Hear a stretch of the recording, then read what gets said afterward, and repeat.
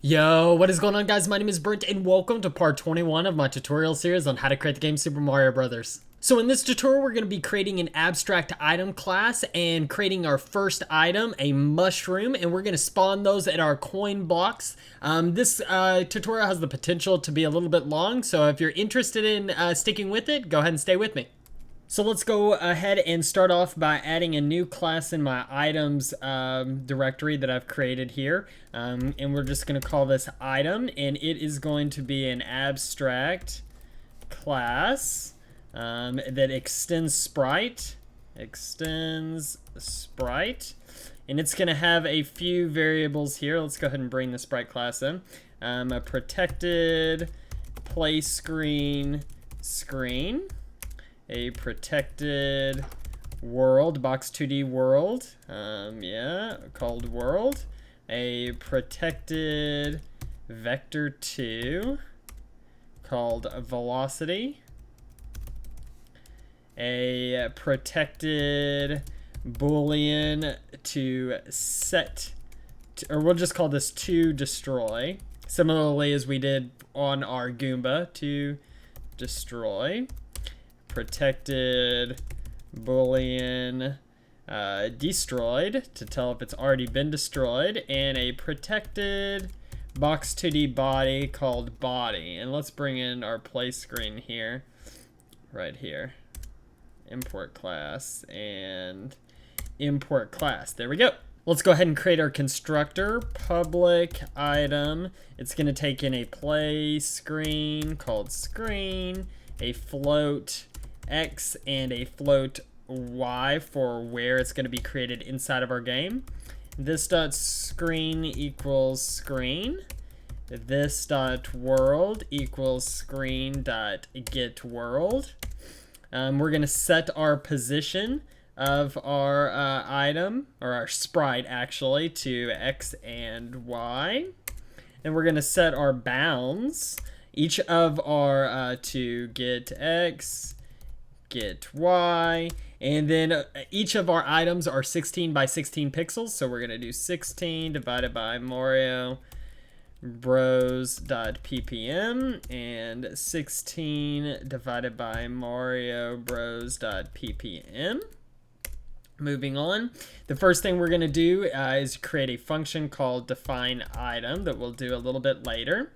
We're going to set all of our to destroy equals false and destroyed equals false. Now each item has to be able to define itself in our box 2D world, so let's create a public abstract void define item function here. Let's also create a public abstract void use item function there. Let's override our draw method here. So public void draw that takes in a batch and batch, and say only draw this item. Let's go ahead and bring that in. Only draw this item if it's not destroyed. If not destroyed, then super.draw, give it our batch. So we're going to create an update. All of our items have to be able to update themselves. So public void update that takes in a flow delta time. And before anything happens, we want to check to see if it is set to destroy, or to destroy is true, and it's not already destroyed.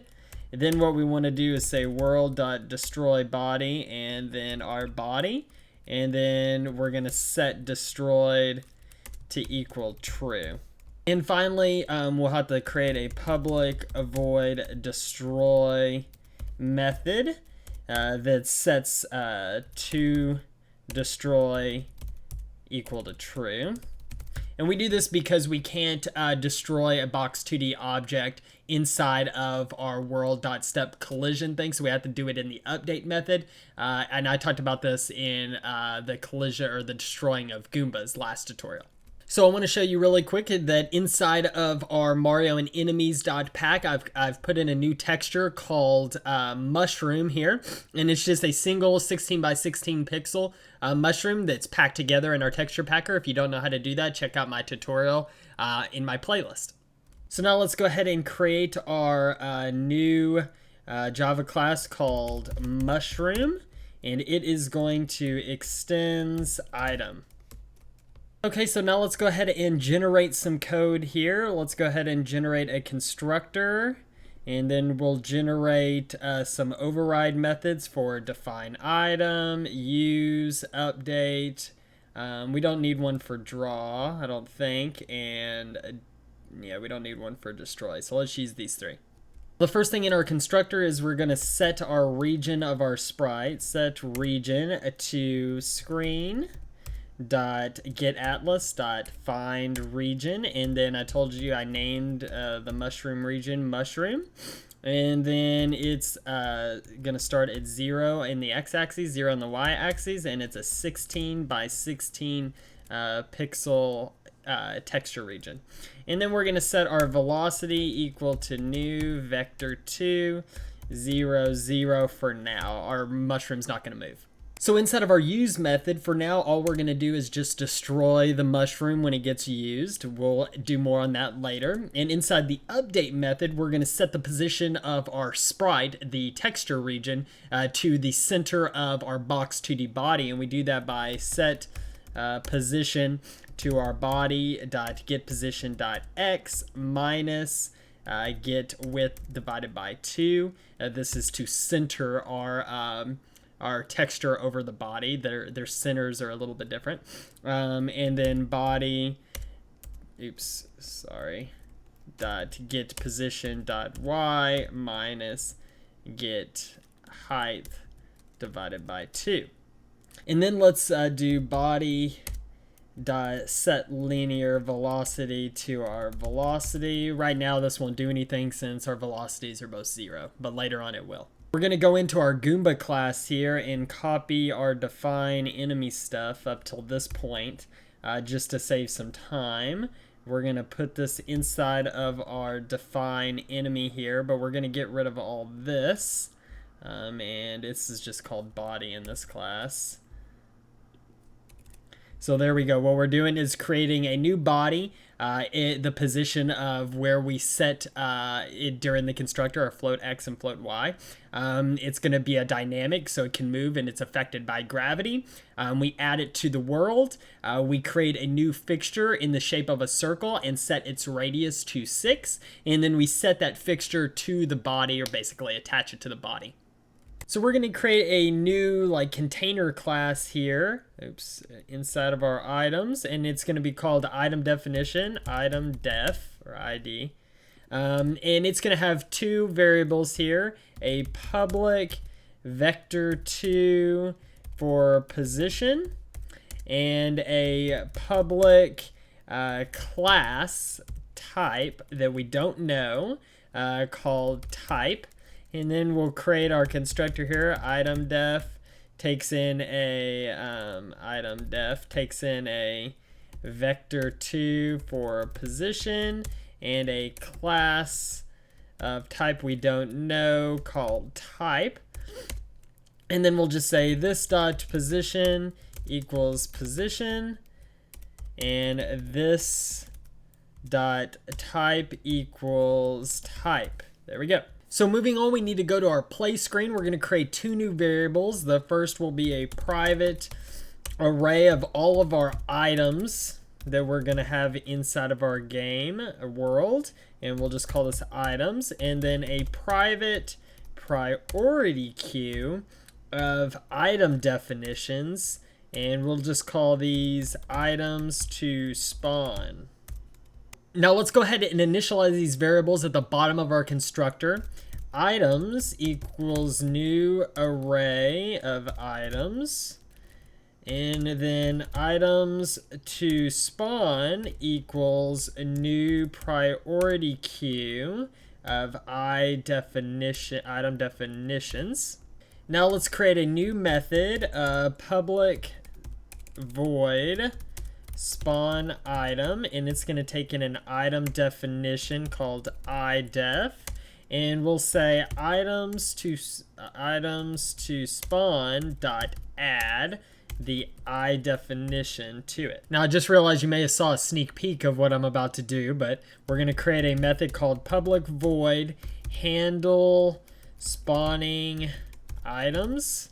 And what we're going to do here is say if our items to spawn dot is empty, if that is not the case, so let's put the not here, then what we're going to say is get a new item def, idef equals items to spawn dot poll, which is basically like a pop for a queue. And then we're going to say if the idef dot type equals mushroom dot class. Then what we're going to do is create a new item, a mushroom item. So items dot add new mushroom, give it this, and then the I definition dot position dot x and I definition dot position dot y. And there we go. Now we need to go down to our update method, and we'll say handle spawning items is one of the things right under handle input. And then down below here, where we're updating all of our enemies and stuff like that, we'll say for item, and items, item dot update, and give it our delta time. And of course in our render method, for item, and our items, item dot draw, game dot batch. Now, just to show you that not all this work was done for nothing, inside of our interactive tile object, we're going to give access to our tiles, the play screen. So protected play screen, and we'll say this dot screen equals screen. And then we're going to go to our coin class, and we are going to use the screen to spawn an item at right above the coin that gets hit by Mario. So we're going to say new item definition, and we got to give it a new vector 2. And where do we want to spawn this item? Well, we want to spawn it right above the coin. So the coin body dot get position dot x, and the body dot get position dot y plus 16 divided by Mario Bros dot ppm. And then let's go ahead and give it the next parameters down here. And so the next parameter was the mushroom dot class that we needed passes. So it's saying spawn a mushroom at this vector 2 position. So hitting the run button here and going over to some coins, we can see that when Mario collides with a coin, it spawns a mushroom. So we totally did it. So of course there's more to go, but we got to cut this tutorial for now. We are going to make only certain blocks spawn mushrooms in the future, and of course move the mushrooms, and of course make Mario grow when he touches one and destroy the mushroom graphic when he touches it. So that's pretty much it for this tutorial. If you have any questions, comments, or concerns, go ahead and post them below. I'm pretty good about getting back to everybody. If you like this video, go ahead and hit that like and subscribe button. I'd greatly appreciate it, but most importantly, please share it if you do like it. I'm trying to grow this channel, of course. If you're feeling generous, check out my Patreon page. I give you 2 big thumbs up for that. I appreciate all your guys' feedback and positive words. It really keeps me going, and I'll catch you guys next time.